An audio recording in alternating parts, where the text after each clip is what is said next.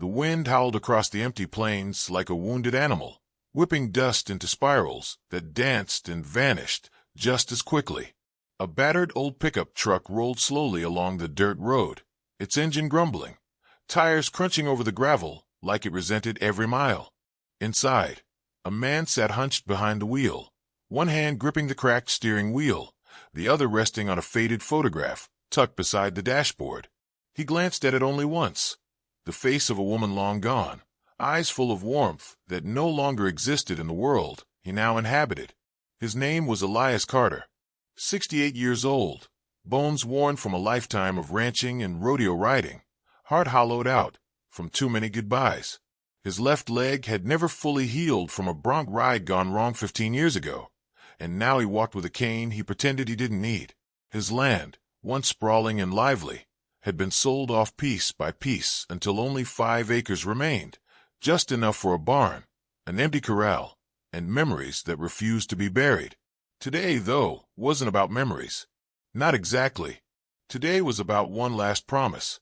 He pulled up near the auction grounds, a sprawling complex on the outskirts of town where old souls and desperate creatures were bartered like machinery. The truck hissed to a stop, and Elias stepped out slowly, favoring his good leg. Men in ball caps and dust-covered boots strode past him, speaking in loud, careless tones. Somewhere in the distance, a horse whinnied, a sharp, fearful sound that cut through the hum of conversation and metal gates slamming shut. Elias's eyes narrowed. That cry had a sound to it, one he knew too well. Not panic, not defiance, despair. He limped past the registration booth, ignoring the woman's question about bidder numbers. He wasn't there to buy. He was there to see. Down the long row of holding pens, dozens of horses stood, tied and trembling, their eyes darting from human to human, searching for kindness and rarely finding it. Some were broken by age or abuse. Others were simply wild, too wild for this world. Elias passed them one by one until he reached the far end of the row, and stopped. There, pressed into the corner of a steel pen, stood a dun mare with a ragged black mane and a coat dulled by neglect. Her ribs showed plainly beneath her hide.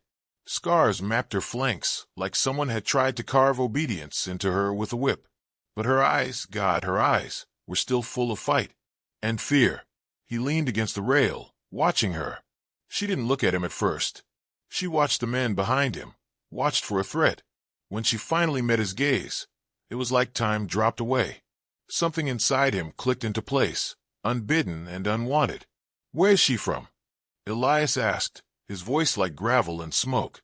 The man beside him, lean, with a crooked nose and a clipboard, barely glanced at the mare. "Came off the mountain this morning. Broad and wild with a couple others. She's a mean one." Kick one of the boys square in the chest. "Bidding starts low. Nobody wants her." Elias frowned. "Wild? No, not fully. She had too much heartbreak in her posture, too much wariness in her eyes. That wasn't the look of something born free. That was the look of something that had once been owned and betrayed." He stood there longer than he meant to, cane forgotten, hand on the rail. She didn't move away from him, didn't come closer either. Just stood, muscles taut, breath shallow, waiting for the next bad thing. "You're not supposed to care," he muttered to himself, dragging a hand down his face. "Not again. Not now." He started to walk away. 3 steps later, she neighed, not loud, but urgent. He turned. She was at the rail now, her head lowered slightly, ears not quite pinned. It wasn't affection. It was recognition. She'd seen something in him, too. Elias hesitated. The last horse he'd rescued had died 5 years ago, right in his arms. Cancer. Before that, a stallion with a shattered leg. The ache of those endings never really left. You buried them, but they came back in dreams. And yet he walked back. "All right," he said quietly. "Let's say I'm a fool." The auctioneer's voice crackled over the loudspeaker, announcing the next group to the ring. Men drifted toward the seating area, clipboards and pens in hand. The mare flinched at the noise. Elias remained where he was, hand resting on the top rail, watching as 2 handlers approached the pen. One carried a lasso, the other wore heavy gloves. They opened the gate. The mare exploded. She kicked out with both hind legs, catching the steel bars with a loud clang. One handler swore and ducked. She reared, twisted, bolted past them both, and then froze. Elias hadn't moved. She stood 3 feet from him, panting, muscles shaking. He didn't reach for her, just met her eyes. And slowly, unbelievably, she stepped toward him. Gasps rose from the men watching. The handler with the gloves muttered, "Well, I'll be damned." Elias reached out slowly. She let him touch her nose. Something deep and wordless passed between them. He turned to the auctioneer, who was watching with a stunned expression. "What's the opening bid?" The auctioneer squinted. $100. Elias pulled his wallet from his back pocket. It held just over 200. His savings, what little was left after a life spent holding onto a ranch that didn't want to hold him back. "I'll take her," he said. A murmur moved through the crowd. "You bidding against yourself, old man?" the auctioneer asked. Elias didn't answer. He looked at the mare. She was trembling still, but no longer from fear. He handed over the cash, signed the slip, and limped to the gate. The mare followed, no lead rope, no coaxing, just trust. Fragile and tentative, but real. Outside the pen, the world looked different. The sun had broken through the clouds. Dust hung golden in the air.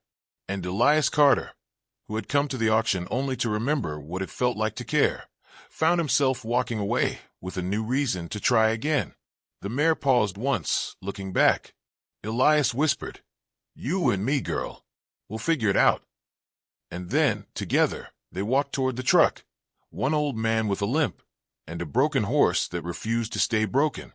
The road home was quieter than Elias remembered, or maybe he had just grown used to the noise of his own thoughts. The mare rode in the open trailer behind his pickup, every so often letting out a low, uncertain nicker. He checked the side mirror constantly, not because he feared she'd try to escape. She hadn't so much as shifted, but because it still felt surreal. After all these years, he had brought home another horse. Against better judgment, against logic, against the warnings etched in the lines on his weathered face. When they pulled up to the old ranch, the sun was beginning to dip behind the western hills, bleeding gold and crimson across the sky. Elias stepped out, joints crackling, and unlatched the trailer. The mare waited inside, hesitant. He didn't force her. He didn't even speak. He simply stood a few paces away, and after a minute, she stepped down, nostrils flaring as she scanned the unfamiliar land. "This is it," Elias said softly. "Ain't much left, but it's home." The barn loomed ahead, more shadow than structure now, its paint long faded, its roof patched with rusted tin. Weeds crept up around the fence posts. The pasture hadn't seen fresh hay in weeks. Still, the place breathed with a tired dignity, like a proud man who'd known better days, but refused to surrender. He led her, without rope, just slow, steady steps, into the paddock and opened the gate. She stepped inside and circled twice, testing the space, ears flicking. Then, she stopped near the far fence and stared at the horizon, unmoving. Elias watched her in silence, leaning against the gatepost, cane resting beside him. He hadn't named her yet. It felt wrong to force one on her before she'd had a chance to show who she was. Names meant something. They should fit like a saddle worn and just right, not clamped down for convenience. Over the next few days, a rhythm emerged. At sunrise, Elias would hobble out to the paddock with a bucket of grain and a brush. She would wait near the far fence, suspicious but curious. He never approached. He left the grain on a flat stone, then sat on the overturned water trough, brushing his cane slowly across the dirt. He talked sometimes. Not much. Just little pieces of his story. How he used to ride fence lines before his knee gave out. How his wife once sang to the colts in spring. How quiet the nights had become. She never answered, of course, but she listened. Each day, she stepped a little closer. Her coat started to shine again. Her ribs became less visible, and the fire in her eyes changed, less frantic, more alert. She didn't trust him yet, not entirely, but she was watching, judging, waiting to see if he meant what he offered. Peace, not control. On the 5th day, Elias reached out with a brush. She flinched but didn't bolt. He moved slowly, gently, tracing the curve of her shoulder, with cautious strokes. Her skin twitched beneath his hand, then stilled. A deep breath shuddered through her chest. "There," he murmured. "Ain't so bad, is it?" But it was on the 6th day that everything shifted. The sky had darkened with a late spring storm, thunder grumbling just past the hills. The mare was restless, pacing the edge of the paddock, tail flicking, ears pinned. Elias stepped out with the grain, but she didn't move to greet him. Instead, she neighed a long, high-pitched sound filled with unease. "Easy now," he said, holding the bucket low. A sudden crack split the air, lightning, sharp and immediate. The mare reared, hooves slashing the sky. Elias stumbled back instinctively, dropping the grain. The bucket rolled, spilling its contents in the mud. She landed hard, eyes wide, and bolted toward the far side of the fence. Her legs struck the boards with a sickening thud. Elias cursed and moved fast, faster than he should have. Pain screamed through his knee, but he didn't stop. He reached the fence just as she turned again, wild with fear, ready to throw herself once more against the wood. "No," he shouted, arms wide. "Stop, girl. Don't." She froze, not at the sound of his voice, but something deeper, something desperate. His eyes met hers, and he dropped his cane, stepping forward through the mud, unarmed and unsteady. "I'm not here to break you," he said, voice trembling. "I've been broken too." The storm quieted a little. The wind died down. The mare took a single step toward him, nostrils flaring. Then another. Elias didn't move, not even when she pressed her head against his chest. He let out a breath he hadn't realized he'd been holding. From that moment on, something between them changed. She no longer stood at a distance. She began to follow him along the fence line, matching his slow gait. She let him lead her to water, even stood still while he cleaned her hooves. He never pushed her limits, and she, in turn, gave more each day. One evening, as the sky softened with dusk, Elias sat outside her paddock, whittling a piece of cedar into a small figurine. It had no real shape yet, just the beginnings of a horse's head. She watched him from nearby, her ears forward, eyes thoughtful. "You've got something in you," he murmured. "Not just fight. Something worth saving." She stepped closer, breathing against his shoulder. "Hope," he said, touching her gently. "That's what I'll call you. You didn't give up, even when the world told you to." The name settled on her like sunlight through storm clouds. She didn't flinch, didn't turn away. Elias felt something stir in him, quiet, painful, beautiful. It had been years since he let himself believe in beginnings. He didn't know if this would last. He didn't know how much time he had left to give. But he knew this. He wasn't alone anymore, and neither was she. Hope nickered softly, and Elias smiled, leaning his cane against the post beside him. Tomorrow he would open the gate, see what she did with freedom. Not to test her, but to trust her. And just maybe, she would stay. Morning brought a different kind of quiet. It wasn't the stillness of peace, but of anticipation, like the land itself was holding its breath. Elias felt it as soon as he opened the door. The sun hadn't yet crested the ridge, but Hope was already waiting at the paddock's edge, ears pricked, her breath puffing in short clouds in the cold dawn. He carried no bucket, no brush, no halter, just a slow, deliberate pace and a small pocket knife tucked in his vest, in case the fence needed mending. His cane tapped rhythmically beside him as he approached, the weight of decision heavy on his shoulders. Today, he'd promised himself, he would open the gate. Hope watched him without fear, her hooves crunching softly in the dew-covered grass as she paced along the rails. She had grown stronger in the weeks since he brought her home, her coat thick with health, muscles filling out beneath her skin. But it wasn't just her body that had changed. Her gaze now held curiosity, not suspicion. And when Elias reached the latch, she didn't retreat. She waited. He unhooked the gate and stepped back. "It's open," he said. "You're free to go." For a moment neither moved. The breeze rustled the bare branches above them, and a raven called out somewhere in the distance.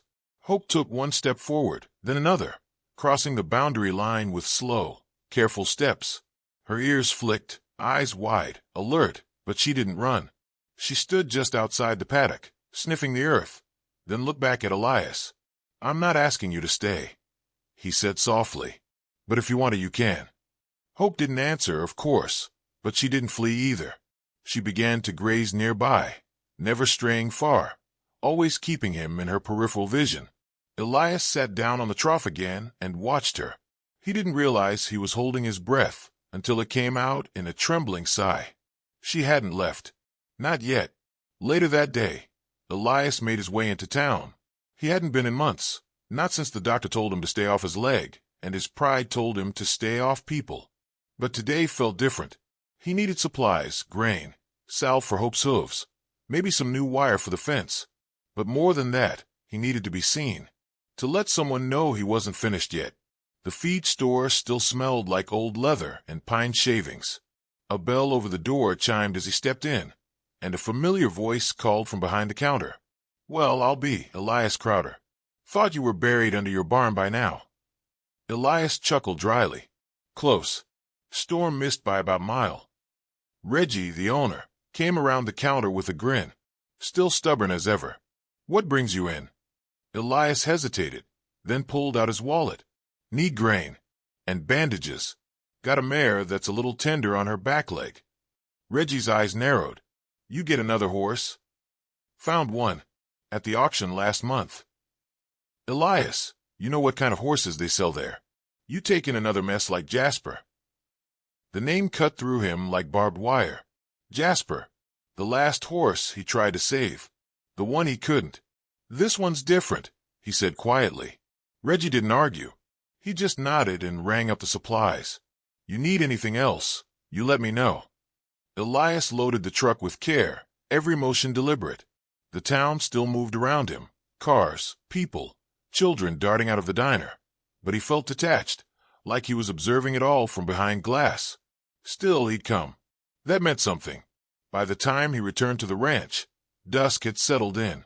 The gate remained open, and for a terrifying moment, he thought Hope was gone. His heart lurched. He dropped the feed bag in the dirt and scanned the field. Then he saw her, standing on the hill above the pasture, silhouetted against the sky.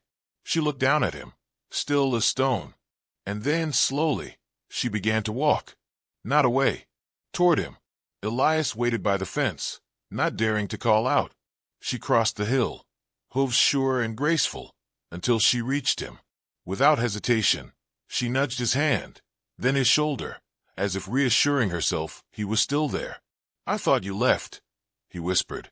Hope blinked slowly, her warm breath hitting his chest. Elias reached up and stroked her neck. "You came back." He fed her near the porch, where the light from the kitchen spilled out across the ground. As she ate, he watched her, his mind drifting. That night, the dreams came harder, not of Hope, but of Jasper, of the day he found the gelding down by the stream, ribs shattered from a fall, legs mangled in barbed wire, of the decision he made, trembling hands, tear-streaked face, pulling the trigger because there was no other way. He woke before dawn, throat raw, vision blurred. Hope stood outside the window, watching the house. She hadn't slept in the shed. She'd waited there, like she knew he needed her near. Elias stepped outside, barefoot on the porch. "I failed him," he murmured. "I can't fail you." Hope stepped closer, resting her head against the post beside him. The next day, training began, not with saddles or bridles, but with trust. Elias introduced her to the round pen, letting her circle freely. He watched her movements, learned her rhythms. He gave her space, but slowly reduced it, asking nothing but presence, attention. She responded, sometimes hesitant, sometimes bold. He rewarded each moment of focus, every step that brought her closer. It wasn't about breaking. It was about building. Some days she tested him, pinning her ears, turning her flank. But Elias never raised his voice, never rushed. He remembered his old instructor's words. "A horse gives you everything if you show them you'll never take it." Hope had power. She had speed. But most of all, she had heart. And slowly, with every pass in the round pen, every brushstroke, every whisper, Elias began to believe she wasn't just healing. She was healing him too. One afternoon, after a particularly fluid session, she followed him all the way to the barn without prompting. No rope, no halter, just trust. Inside, He ran his hands along her back, checking the muscle. Then, carefully, he placed a pad across her spine, followed by the saddle. She didn't shy, didn't shift. He tightened the cinch slowly, murmuring soft words. She stood still. And for the first time in years, Elias smiled, not just with his lips, but with his whole being. Not because the work was done, but because it had finally begun. Outside, the wind picked up, rustling the leaves across the pasture. Storm clouds gathered in the distance, dark and low. But Elias wasn't afraid. This time, he wasn't facing it alone. Rain swept across the valley in waves, churning the dirt into muck and turning the hills into cascading rivulets. Elias stood in the barn doorway, his coat soaked through, watching the sky collapse. Thunder cracked, echoing in his bones, but inside the stall, Hope remained calm. She didn't flinch. She didn't bolt. She watched him with steady eyes, as if to say, "We've been through worse." He stepped into the stall with her, closing the half-door behind. The air was thick with the scent of hay and wet leather. Hope shifted slightly as he approached, the saddle still on her back. Today had been the first full saddling, cinched and snug. She had accepted it with a deep breath and no resistance. That was how Elias knew. She was ready. But he wasn't. Not quite. His hand rested gently on her shoulder, fingers brushing her damp coat. "You've done your part," he whispered. "It's me dragging my feet." Hope turned her head toward him, breathing softly against his chest. Her calmness shamed him. She didn't know the weight he carried, Jasper's broken body, the whispering townsfolk, the doubt that clung to his mind like burrs. Or maybe she did. Maybe she didn't need to speak the language to feel it. The next morning dawned clear. Clouds hung low, heavy with water, but sunlight pushed through in golden shafts. The world glistened, scrubbed clean. Elias didn't wait this time. He led Hope into the pasture and mounted her. It was no grand display, no crowd, no applause, no galloping into the horizon. Just one old man swinging a leg over the saddle, his joints groaning, his breath catching in his throat. Hope shifted beneath him, unsure, but steady. "Easy now," he said, gripping the reins loosely. "We'll go slow." They did. Around the pasture once, then twice. Elias didn't ask for speed, just trust. And Hope gave it, one step at a time.